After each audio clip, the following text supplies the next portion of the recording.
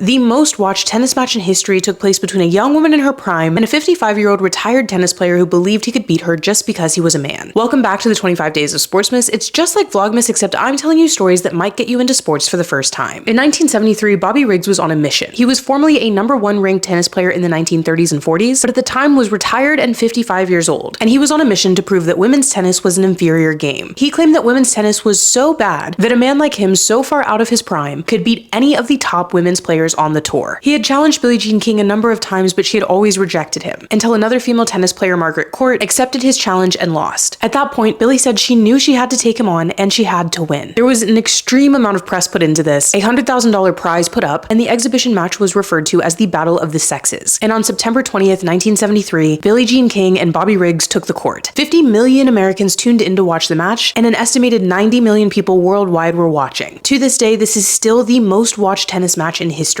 And what they watched was Billie Jean King dominate. She won the match in 3 straight sets, proving once and for all that women's tennis was a serious game. That same year, the US Open became the first sporting event in the world to offer equal prize money for both men and women. And as we all know, equity in women's sports is still something we're fighting for, both when it comes to the way the sports are run themselves and the way that people approach them culturally. But we wouldn't have made as much progress as we have if it weren't for Billie Jean King. Be sure to follow along and come back tomorrow for the next day of Sportsmas.